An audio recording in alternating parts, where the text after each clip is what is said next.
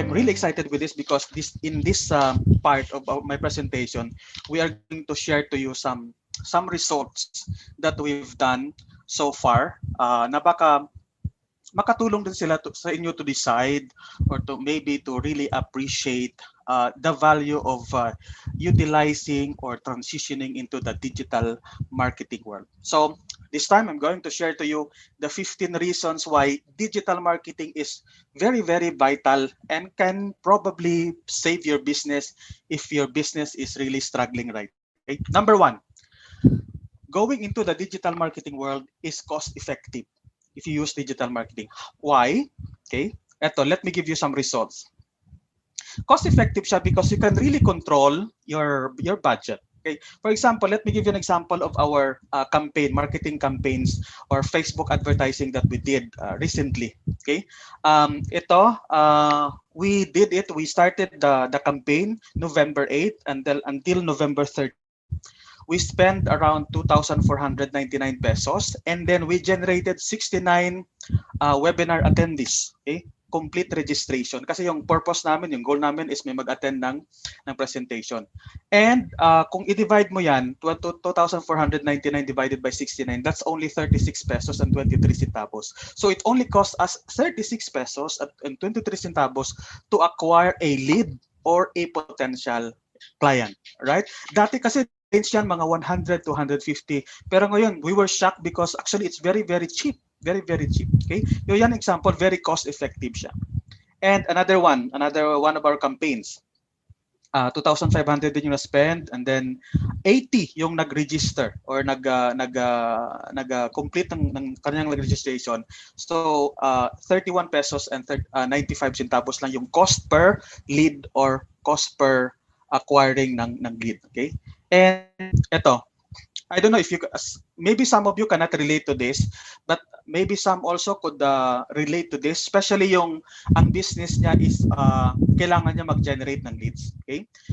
We run this campaign this week, and since November 7, 8, ganon, we've generated 171 leads.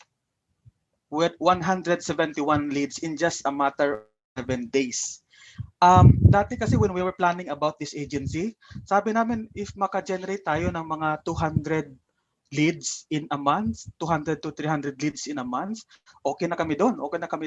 But we were shocked when we studied this, when we ran this, we were able to generate 171 leads in just a matter of 1 week.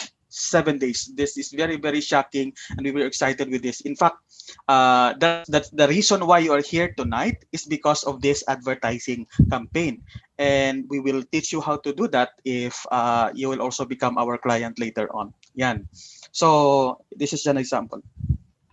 Can you imagine, for example, if you are into a lead generation business right now, for example, meron sa inyo kanina nagsabi na nasa real estate, nasa financial services, di ba? How would you like to generate 170 or 100 na lang na leads in a week, di ba? How would you like that? Sino gusto niyan? Okay? So that's possible. When you use the digital marketing strategy. Okay. Next. Another is very, very flexible when you go to digital marketing, social media marketing, when you utilize social media marketing and digital marketing. For example, ito yung isa sa mga Facebook ads namin, campaign namin. Ito yung sa left side na may encircled red, yung color blue. That's the parang stop or parang on and off button. Anytime you can turn that off and you can turn that on. For example, your ads is not running very well, it's not producing results, you can stop it anytime so that pwede mo siyang ma-change. And dito sa gilid is yung budget. You can increase or decrease the budget. For example, maganda yung takbo ng ads, pwede mo increase yung budget. Okay? Pero pag hindi masyadong maganda, pwede mong i-decrease. So, depende sa'yo, depende. So very, very flexible siya. Compared mo sa traditional way of advertising, example sa radio or TV, billboards, tarpaulins, di ba? pag nakuha mo na yung budget mo diyan, hindi mo na pwedeng kunin 'yan. Okay? Pag nabigay mo na yung budget mo for the advertising, hindi mo na pwedeng kunin siya ulit. So, ando na 'yan. Pero dito you can adjust your budget even every day. Okay? Ito pa. For example, nag-advertise ka sa Facebook. Parang hindi masyadong maganda yung takbo ng advertising mo. You can change the ad copy, yung sinabi ni Ninyo kanina. You can change the picture. You can change the video na ginamit mo sa iyong advertising anytime if ma-notice mo na parang hindi maganda yung takbo ng advertise mo. So it's very, very flexible. Right? Next is you can track and measure. Of course, na-mention ko na kanina, you can track, ma-measure mo kung yung result ba, yung desired result mo ba is tumutugma siya sa parang budget mo. Okay? So pwede mo siyang ma-track, pwede mo siyang ma-measure so that you can adjust your advertising. And then another one is ito, very, very important ito. If you go to social media and digital marketing, you can have a chance to go national or even global. For example, you have a local business and then kaya ng business mo, kaya ng product service mo to go global, but you don't have the means to advertise nationally. Nationally na lang tayo, national na lang tayo.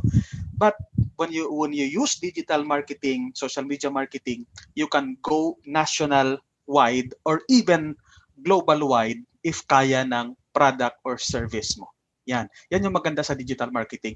Pero sa traditional marketing kasi, di ba, kung saan ka lang, for example, taga Davao City ka, and then you have this kind of service, di ba? If you just utilize traditional way of marketing, advertising, yung mga taga Davao lang din talaga yung pwede mo magiging clients. But when you use digital marketing, you can have clients all over the Philippines and even all over the world kung kayang i-deliver ng product or service mo. And the good thing about the digital marketing world, especially the social media, is you will always have new emerging markets. Why? Let me tell you some facts. Ito. This was a data coming from Hootsuite in January 2020. Sabi ng Hootsuite, ang Facebook users in January 2020 is nasa 70 million lang. That was January 2020. Now, fast forward, ito July 2020, gumawa sila ulit ng parang report. Ang Facebook users na sa Philippines ay nasa 76 million na. Siguro ngayong anong buwan ba yun? November, baka nasa 80 million na yung Facebook users sa Philippines. So dumadami. And hindi lang Facebook, mayroon pang Instagram, mayroon pang YouTube, mayroon pang TikTok. Grabe ngayon yung pag-explode ng mga users ng TikTok. Okay? So you will always have new emerging markets when you go digital, when you go social media. Ayan. Audience insights. What do you mean by audience insights? You will know what your customers are thinking through social media. Okay? You will know what are their likes. Anong mga nila-likes nila, anong mga gusto nila sa mga products and services. Yan yung audience insight. And business intel, okay? Siguro maintindihan niyo naman yung word na intel. You will have parang industry intel. Okay? You will know kung anong yung mga trends about the market o sa market or sa industry mo. Let me give you some example, okay, ng mga business intel. Ito, this is according to Facebook. There are 70 to 80 million people all throughout the Philippines right now that are on Facebook, and 52% of them are women, 48% are men. And malalaman mo rin ang relationship status ng mga Facebook users. 39% are single, 27% are in relationship, 30% are married. Education level, malalaman mo rin. Saka malalaman mo rin kung ano yung mga nilalike ng mga tao sa Pilipinas. Isa lang ito sa mga samples, marami pang iba. Okay? Marami pang iba na pwede mong gawa ng kunan ng mga data para maging basihan kung ano yung how should you promote your product. Ito, this is one of the sites of Google Trends. Okay? Dito, ang ginawa kong example dito is, ano ba yung mga pinaka most searched brand of automobile all throughout the Philippines. According to this data by the Google Trend, number 1 talaga palagi yung Toyota. So for example, you have a plan to venture into car dealership. So ano bang mas maraming tao, yung mga tao ba, ano ba yung karamihan binibili nila? So according to this data, Toyota. So you have an idea ngayon kung ano yung saan ka magfo-focus na brand kasi yan yung maraming naghahanap. Mga ganung bagay. Meron din mga product na parang seasonal, di ba? For example, Christmas tree, di ba? Yung Christmas tree pala ay nagiging trending lang siya sa Google Trends every September, October, November. Okay? This is the yearly trend. Okay? So tumataas siya every September, October, November, December. So ngayon, mga nasa November tayo, pataas na naman siya. Trending na naman yung dami na naman naghanap ng Christmas tree. Although medyo hindi masyado mataas kasi we were affected by the pandemic. Okay? And this is another one. I was shocked by this. Okay? This is the data for the past 5 years about search ka ng mountain bike. Okay? For the past 5 years, nasa 50 below lang yung popularity ng mountain bike. But comes May to 2020, grabe yung pagtaas ng mga nagsi-search ng mountain bike. So, ngayon mataas pa rin siya. So, it can be na ano kayang pwede kong ibentang product ngayon? Mayroon akong capital pero I don't know how to anong pwedeng ibenta kong product. Oh, bili kayo ng maraming mountain bike kasi marami naghahanap ngayon ng mountain bike. Yan, yung mga ganyang bagay. Okay?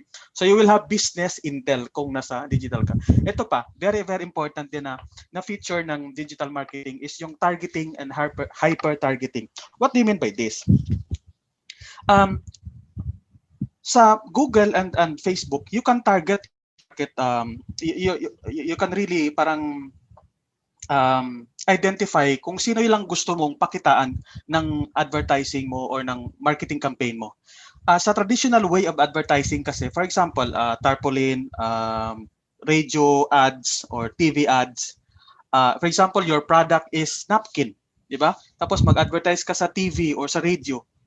Lahat ng tao sa buong Pilipinas nakakakita, I mean, kahit yung hindi sila gumagamit ng napkin, di ba? Makakakita ng product mo. Okay? Whereas dito sa digital, at saka mahal talaga yung bayad sa mga ganong klaseng advertising. Pero when it comes to digital marketing, you can really hyper target your audience. For example, when we did this kind of advertising, ang tinarget lang namin is yung mga businesses, yung mga CEO, founders, director, managing director, mga self-employed, yan yung tinarget namin. Kaya kayo andito ngayon. Many of you are business owners. So mga business owners. Pero hindi lang yun. Pwede mo pa siya i-narrow down. Mas specific siya. Mas super targeted. Sabi ko sa free book, yung mga business owner na may interest sa digital marketing or social media marketing. So na-narrow down pa siya, na hyper target pa siya. So that's one of the features, the brilliant features of digital marketing, Facebook marketing, Google Ads. Pwede mo ma-target, mapipili mo kung sino lang gusto yung pakitaan ng advertising mo para makasave ka sa budget mo. Alright? And ito pa, very brilliant feature din ng digital marketing, retargeting. Okay. Customers don't usually make decision the first time they see your promotion or advertising. Yung mga customers, yung mga potential clients mo, sa umpisa, sa first time, second time nila makita yung advertising mo, they will not make a decision. I don't know about you, but maybe some of you hindi ka agad-agad nag-decide, but mostly ng mga customers hindi agad nag-decide the first time they see your advertising. Usually, according to statistics, around % of people usually decides to buy something on the 5th up to the 12th time they see an advertising or promotion. And yung Facebook, yung Google, yung iba pang mga platforms has what we call retargeting features. Okay, sa Facebook merong tinatawag na Facebook Ad Pixel na kung saan kino-collect ni Facebook kung sino yung mga nagvi-visit ng site mo, ng website mo, and then pwede mo silang pakitaan ulit ng mga advertising mo. So yan yung retargeting na tawag. So this is one of the best features of digital marketing. You can always retarget those who have shown initial interest in your product or service. Pakitaan mo sila ng pakitaan hanggang sa mag-decide sila. Okay? Yan, very very very powerful yan. Okay? Another is automation. Okay? When you say automation, digital marketing strategies can deliver results for your business with less or minimal human intervention. Once ma-set up mo na yung advertising mo, it will run. It will run kahit wala ka masyadong intervention or less lang yung intervention mo. That's what we call automation. And ano ba yung pwede mong i-automate? Yung advertising campaign mo. Okay, Facebook ads, Google ads, YouTube ads, Instagram ads, okay? Yung follow-up system, mayroon tinatawag na email follow-up system, yung mga email autoresponder. Meron ding automated na messenger follow-up system. Okay, some of you were able to receive an automated follow-up system through messenger and email. Okay? Yun, mayroong iba manual na pinapollow up pero mayroong iba doon automated siya. Yung system na mismo yung nagpapadala sa inyo ng mga follow-up messages. Okay? Pati yung booking appointment, pwede mo rin gawing automated. Kahit yung ordering, di ba? Yung sa mga e-commerce na business. Okay? Pwede siyang i-automate. Ito yung isa sa mga nagustuhan ko rin dito sa digital marketing ngayon kasi dati, di ba, if you have a product tapos gusto mo maging popular or maging parang you will capture talaga the Philippine market, you have to hire celebrities, di ba? You have to pay celebrities and big TV networks para maging popular, para mabenta mo yung product mo all throughout the Philippines or all throughout the world. Okay? But right now, in the digital marketing world, now, hindi natin kaya, yung mga smaller business, hindi natin kaya na mag-advertise ng ganong klaseng advertisement. Hindi natin kaya yung rate ng mga TV stations, ng mga radio stations na malalaki. But right now, we have a lot of influencers sa social media na grabe yung mga following, yung mga followers nila, na you can tap them at hindi masyadong mahal kung magpa-advertise sa kanila. For example, let me give you an example. Although medyo hindi masyadong kuan itong example ko, ito taga Davao ito, but I really like this guy. Medyo may past siya, but ngayon medyo okay na siya. But nakakaaliw talaga yung mga content niya. So gumawa siya ng isang hindi totoong advertisement to ha. Parang content niya lang, okay? Alam niyo kung anong in-advertise niya dito? Yung ice water. Ice water lang or ice tubig tawag niya. But can you imagine, it garnered 235,000 likes. Likes siya na, ibig sabihin yung views nito, yung video views nito, in millions na. In millions. Can you imagine if taga Davao ka, tapos meron kang product, tapos, kasi nag-i-endorse na to ng mga product ngayon. Okay? In fact, merong isang dental clinic ngayon na ini-endorse niya sa Davao. So for example, if you're from Davao City, tapos itap mo to yung guy na to, kasi he has around 250,000 followers sa kanyang YouTube account, YouTube page, saka sa Facebook din. So can you imagine, ganun karaming tao yung pwedeng makakita ng product mo pag in-endorse niya. Pero hindi ganun kamahal compared mo sa mga TV stations. So yan. When you go digital, you will have easy access to influencers na pwede mag-promote ng product and services mo. Kasi we would like to tell you the truth na hindi lahat ng mga products and services pwede nang or kayang i-advertise through paid advertising. Hindi lahat. Merong mga product na hindi pwedeng i-advertise through paid advertising. Kailangan siya yung organic na advertising. And isa sa mga paraan dyan is you have to hire influencers kasi marami na silang followers. Yan. Okay. Alright. So, ito pa.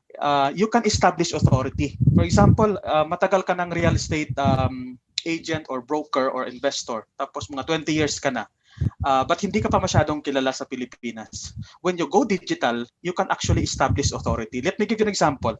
Kami bago pa lang kami we have experience already, years of experience digital marketing, but we just launched this digital marketing agency in October last month. But you know what? Sa mga nakausap namin, ito na yung mga sinasabi nila. Both of them have a big heart to help people.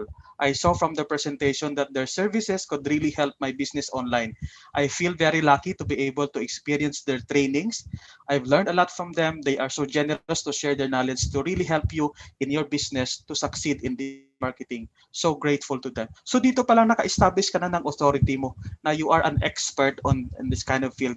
So no need mo ng recognition, no need mo ng validation from award-winning or award giving bodies or big stations, di ba, organizations to establish authority. You can establish your own authority sa digital marketing world by providing results to your clients, to your customers. Yan yung maganda sa digital marketing. And ito, very important, then level playing field. Dati, we cannot compete with the giant companies, di ba? Ang laki ng budget nila. Dati sila lang yung nakaka-reach nationally, globally. But pagdating ng digital marketing, kahit yung maliliit na business, you can go national with your advertising and you can even go global with your advertising. So, na-level ngayon yung playing field. Yung mga naaabot, nare-reach ng mga big giant companies, pwede mo ring maabot kahit hindi ganun kalaki yung budget mo compared sa kanila. Yan. Ito yung maganda din. You can research about your competitors. You will have a comprehensive competitors analysis. Paano? Let me give an example. Before we started this digital marketing agency, syempre we research about our possible competitors, yung mga existing na mga digital marketing agency ngayon. So meron kaming isang nakita, gawin ko to na example. Sa yung mga binisita namin yung website nila, ito yung mga charges nila sa kanilang For example, gumawa ng company website, 60 to 80,000. E-commerce website, 80 to 150,000. Enterprise website, 150 to 300,000. Diba? Masyadong mahal. So sabi ko parang nire-rip off mo nito yung mga companies, okay? Actually, hindi dapat ganun kamahal yung paggawa ng mga website, okay? Ito rin, ni-research namin yung page. Okay? So far yung page nila is merong 2,853 likes or follower or 2,899 followers. Pero we have discovered na 2009 pa pala sila. So isip namin, 2009 pa sila pero bakit ganun kaliit yung kanilang followers? They've been in business for 11 years. Bakit ganun kaliit? We don't know the reason. And ito rin, na-discovery din namin na they are not currently running ads. Yan. Their page is not currently running Facebook advertising. Actually, a month ago or 2 months ago, nakikita namin yung mga ads nila pero hindi masyadong maganda, hindi masyadong captivating, hindi masyadong nakakatch ng attention. Sabi namin ng partner ko, do better than this, sabi ko. And ngayon, when we visited their page, hindi na sila nag-run ng ads. Siguro hindi effective yung ads nila, kaya stinap nila. Okay?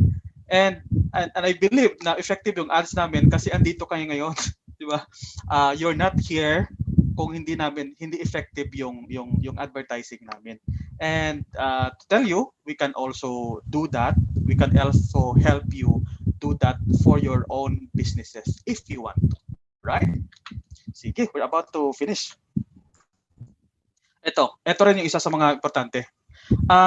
Sa traditional way of advertising, for example, tarpaulin, TV stations, radio stations, kung gusto mo magpa-advertise, magpa-market ng product mo, you just have to pay them. For example, magpa-tarpaulin ka, you cannot do it by yourself. You have to pay the tarpaulin printing shop.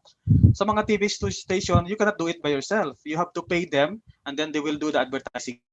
But when you go digital, if you have the willingness and the passion, you can do it by yourself. You can learn it by yourself. Although it will take time, it will take months before you can parang master it. But if willing ka lang to learn and gusto mong makatipid, okay? Digital marketing, social media marketing would be beneficial for you and you will save money long term if you will learn it by yourself and do it by yourself. So that's one of the benefit of having or doing the digital marketing, social media marketing. And possible na maging COVID-proof yung business mo. Okay, di ba? Na-experience natin ngayon yung COVID. So, pwede maging COVID-proof yung business mo if you go digital. Okay? Hanapan mo lang ng paraan kung paano ma-deliver yung products mo. But yung marketing mo is online. So, actually, hindi lahat ng mga businesses were really affected during the pandemic. Pero mga businesses na nag-thrive, actually, may mga nakausap kami na double yung kanilang mga revenue because of the COVID. Because they went online, they advertised their products online. Right? So, yun. So, that would be it.